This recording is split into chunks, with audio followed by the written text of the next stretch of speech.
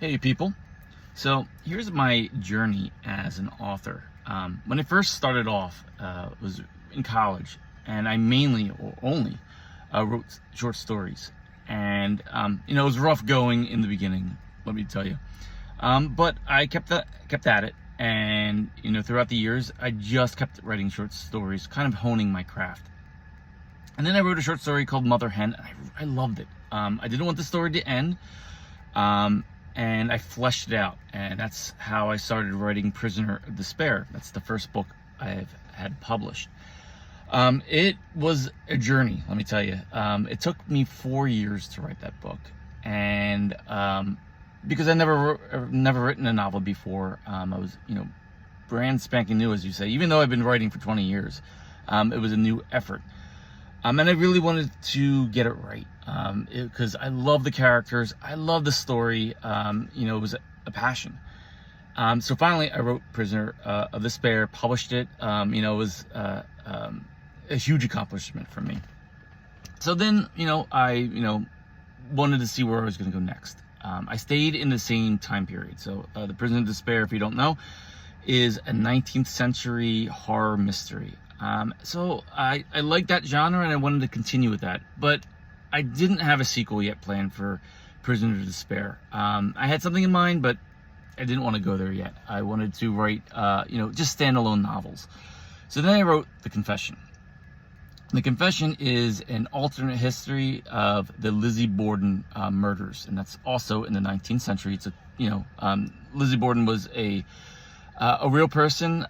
She, was accused of murdering her dad and stepmom with they say axe, but it really was a hatchet. Was the real murder weapon. Whether she really did it or not is, it's unsolved as of now.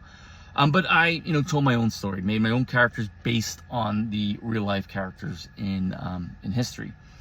So I wrote that story, and it was one of the ones where the story has like a twist ending, and I had it in mind from the beginning of the tale, and that's where the story evolved from. And it was my best received book, even better received than Prisoner of Despair. Had the most reviews, had the most sales. I'm not Stephen King overnight, not even close. But it was pretty good. So therefore, I wanted to write a sequel to that, continue it. The Confession is about 4 years before in time period than Prisoner of Despair. So it's in the same time line. Some overlapping characters are in it. Then I thought, maybe I should start a series. However, Prisoners of Despair is far along in the series than The Confession was. So I wrote Loose Ends, and it just came out this week. Really cool book. Continuation of The Confession. Has the same characters in both The Confession and Prison of Despair.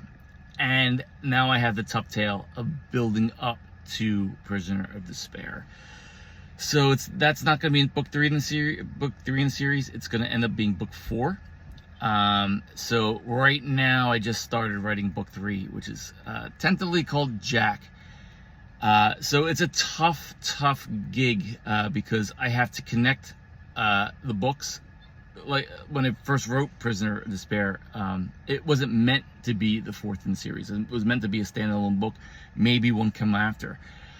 So I have a tough job connecting all these books together. So book 3 is going to be a challenge, because I have the books preceding it, which a little bit more easy.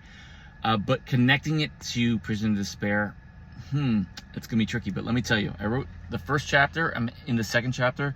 This might be the best thing I've ever written, at least so far. So everyone stay tuned. That is my tale as I stumbled along. If you want a free ebook, in the comments below, I'm gonna have a link. It is an ebook of Bram and Doyle's, or Doyle's and Bram's, lost cases. So it is some cases of our favorite duo of investigators, and it is heavily involved in Prisoner of Despair. So it's almost like a companion novella. So if you want a free ebook, hit the link below. Peace.